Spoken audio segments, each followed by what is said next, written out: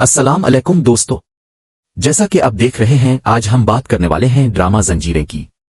अगर आपने अभी तक चैनल सब्सक्राइब नहीं किया तो अभी कर लो, क्योंकि यहां आपको मिलती हैं बेहतरीन ड्रामा स्टोरीज। चलिए चलते हैं ड्रामे की तरफ।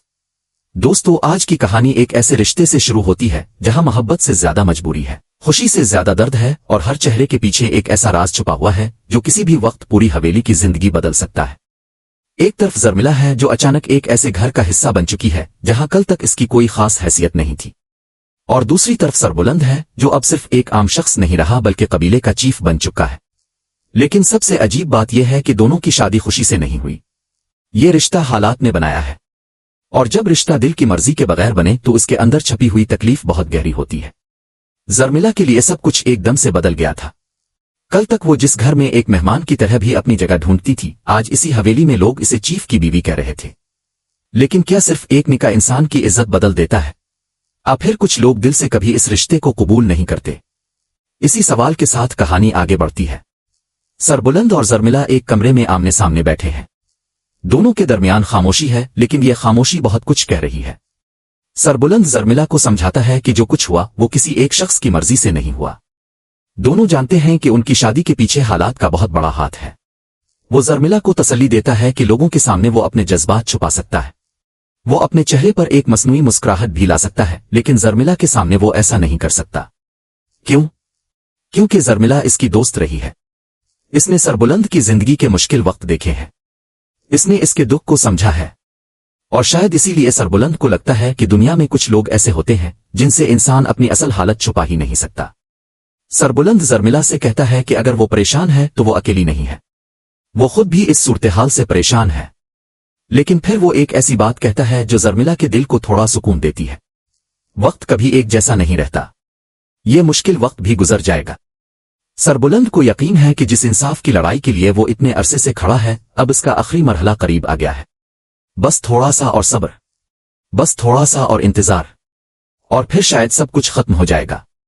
वो जर्मिला से कहता है कि अगर वो इसे वाकई अपना दोस्त समझती है तो एक आखिरी बार इस पर भरोसा करे। ये अल्फाज सादा थे, लेकिन जर्मिला के लिए बहुत गहरे, क्योंकि जब इंसान पहले ही टूट चुका हो तो किसी पर दोबारा भरोसा करना सबसे मुश्किल काम होता है। सरबुलंद इसे कहता है कि ये घर अब इसका भी घर है।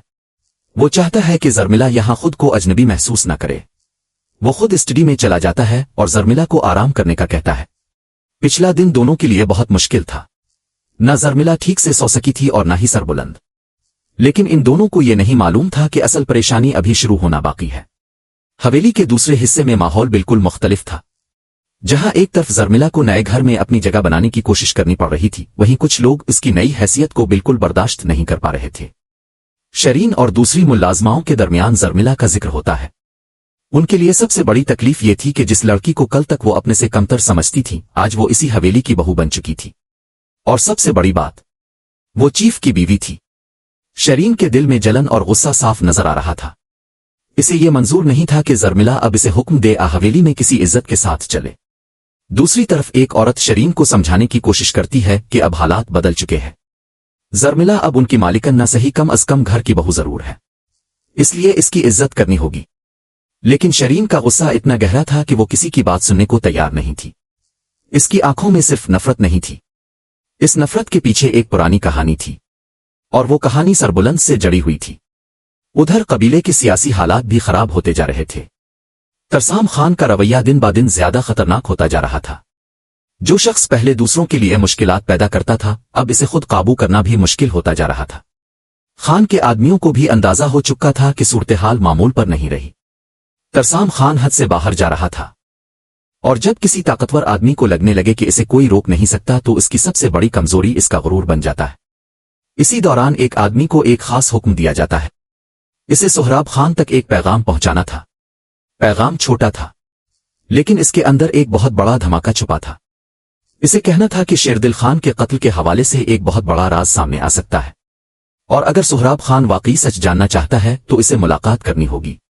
ये सिर्फ एक मुलाकात नहीं थी, ये एक ऐसी मुलाकात थी जहां किसी की जान बच सकती थी और किसी की जिंदगी बर्बाद भी हो सकती थी। इसी कहानी के दूसरे कोने में गड़ी अलिफ खान अपने दिल की एक आखिरी ख्वाहिश लिए खड़ा था। इसे वो दिन याद था जब वो और उसकी बहन सर झुकाकर वहां से गुजरे थे। उनके पास इज्जत नहीं थी, उनके पास ताकत नहीं थी और न ही कोई ऐसा शख्स था जो उनका साथ दे सकता। लेकिन अब वो वापस जाना चाहता था, इस बार सर झुकाकर नहीं बल्कि सर उठाकर। वो चाहता था कि लोग इसे एक कमजोर आदमी के तौर पर नहीं बल्कि एक ऐसे शख्स के तौर पर देखें जो अपने हक के लिए खड़ा रहा। लेकिन इसे क्या मालूम था कि इसकी ये ख्वाहिश एक और बड़ी साजिश का हिस्सा बनने वाली है। इसी वक्त एक आदमी घबराहट में खान के पास पहुंचता है। इसे सख्ती से मना किया गया था कि बगैर इजाजत इधर इधर ना जाए, लेकिन इसके पास वक्त नहीं था। इसके मुताबिक ये सिर्फ एक आम मुलाकात का मामला नहीं था।